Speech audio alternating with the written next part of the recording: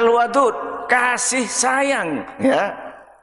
Fa inni, maka sesungguhnya aku, kata Rasulullah, mukatsirun, yaitu ingin memperbanyak bikum kepada kasih al-anbiya, para nabi, yaumal qiyamah, pada hari kiamat nanti. Para bapak, para ibu, yang pertama bahwa Islam melarang membujang tanpa ada alasan syar'i, walaupun untuk ibadah. Wis saya gak menikah, mau ibadah terus, nggak baik itu. Hadis sebelumnya kita sudah jelaskan bahwa ada 3 orang yang mau sholat terus gak mau tidur, ada orang yang mau puasa terus gak mau mukel, ada yang mau ibadah gak mau menikah. Kata Rasulullah, anak kokum paling takwa dan kamu sekalian. Aku sholat, aku tidur, aku puasa, ya aku mukel. Wa atazawwajun nisa, dan aku menikah dengan perempuan. Faman raghiba an sunnati falaisa minni, orang yang tidak senang dengan sunnahku, dia bukan termasuk golonganku. Kecuali ada uzur syar'i. Umpamanya na'udzubillah, mungkin punya penyakit, mungkin dia secara fisik tidak mampu, ya itu boleh-boleh saja. Tapi kalau mampu al-ba'ah, nggak boleh tabattul itu. Karena patah hati nggak boleh, ya. Terus kadung diincar, ternyata ucul, ya. Lalu patah hati, saya tidak akan menikah jika tidak mendapatkan kau. Kutunggu jandamu. Hah, gak janda-janda, gak kawin-kawin, gak boleh, ya. Gak boleh karena faktor patah hati kemudian dia tidak menikah, tetap, ya, kecuali ada uzur syar'i.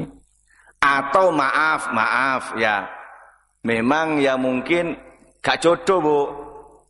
Ya ada mungkin seorang perempuan, ketika dia senang, dia nggak senang, orang lakinya nggak senang. Ketika lakinya senang, dia yang nggak senang. Gak jadi-jadi, ada. Gak mari-mari itu, Pak. Ya itu mungkin belum jodoh, ya. Jadi pertama itu hurmatut tabattul wal inqita'an nisa lil ibadah lil qadir 'ala nikah. Haram tabattul itu, dan dia tidak menikah dengan perempuan kalau bagi orang yang mampu untuk menikah. Yang kedua, hirsul Islam ala taktsirin nasl. Islam itu menganjurkan untuk memperbanyak anak keturunan. Loh Pak, ini kan bertentangan dengan KB, Pak. 2 anak cukup. Ya. Begini, Pak. Hukum KB keluarga bencana ini begini. Kalau jenengan membatasi kelahiran, 2 anak cukup. Apalagi itu alasan ekonomi, khosyata imlaq, takut lapar, itu hukumnya haram. Saya ini cuma pegawai negeri, bayarannya sakpiro. Kalau punya anak lagi, apa cukup ya dengan penghasilan saya ini? Saya cuma becak. Kalau kemudian saya ini punya anak lagi, apa cukup ya? Wes kalau gitu pakai vasektomi, tobektomi. Haram nih Pak.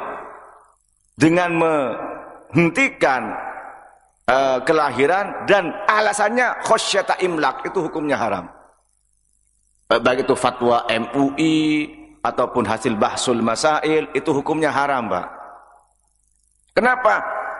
Pertama, membatasi kelahiran ini berarti bertentangan dengan hadis ini. Rasulullah itu senang, fa inni mukatsirun bikumul anbiya yaumal qiyam. Aku bangga nanti kalau banyak umat saya itu di hari kiamat. Kok malah dibatasi? Itu satu. Yang kedua, alasan khosyata imlaq, takut lapar, alasan ekonomi. Ini hampir sama dengan dahulu zaman jahiliyah yang mereka mengubur anaknya karena takut lapar. Jadi di zaman jahiliyah dahulu, Pak, Kalau punya anak perempuan, itu dikubur hidup-hidup karena malu. Kalau punya anak laki-laki, juga dikubur karena takut lapar. Ini juga tidak baik. Kenapa? Anak yang lahir itu membawa anggaran tersendiri. Gak numpang ke yang hidup. Cuma lewatnya saja melalui orang tua itu, Pak.